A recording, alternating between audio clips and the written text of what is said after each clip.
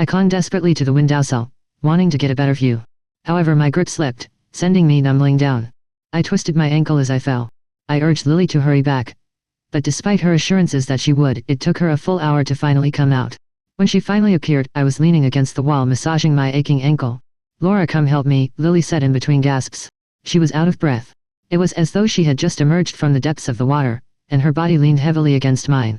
As I helped her climb over the wall, my eyes inadvertently wandered up. I was startled to realize she was not wearing any undergarments. I asked Lily what happened in the ancestral hall.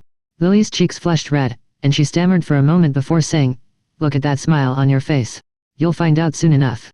If she would not tell me, I would find out for myself. Feigning a stomachache to avoid returning with her, I stealthily made my way back to the ancestral hall. However, I was shocked to find Grandma ordering a group of people hauling things out. Thick layers of oil paper were wrapped around long bundles. Each was carried by a pair of people, but even then, it was a struggle. Suddenly someone slipped tumbling down the steps and tearing the oil paper. Grandma rushed over, her eyes wide with concern. She ordered someone to wrap it up carefully with more layers of oil paper. I pressed myself against the wall, covering my mouth, trembling. What stuck out of the torn paper was a pale, lifeless human hand. "Get this handled quickly. The new goods will arrive soon," Grandma said with calm authority, giving instructions to Aunt Ivy, the person leading the team. The group moved away, pulling a cart up the mountain. I sank to the ground, feeling utterly dazed. I was struggling to process what I had just witnessed. Back home, I was struck with a high fever and missed the days of the coming-of-age ceremony that followed. Each night Lily would slip over the wall to the ancestral hall. Without anyone to keep watch, she returned quickly. She would wear a satisfied smile on her face as she drifted off to sleep. During this time, Grandma came to check on me.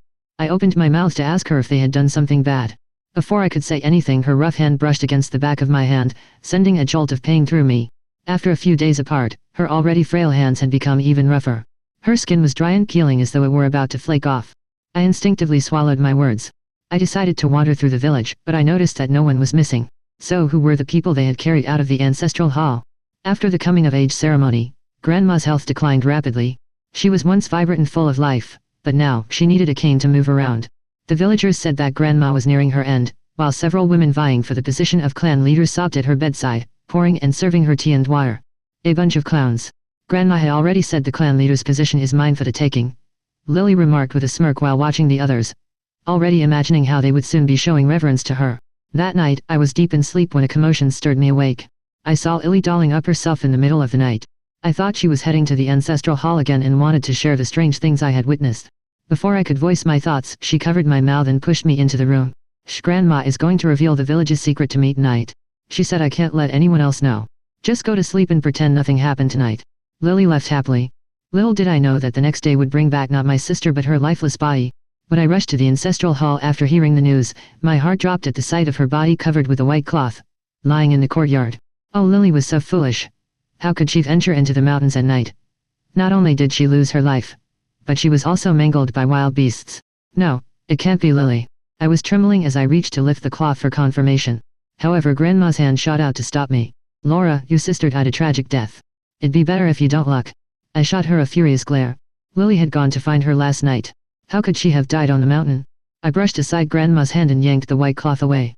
The next second I found myself retching in the corner, my stomach heaving as the world spun around me.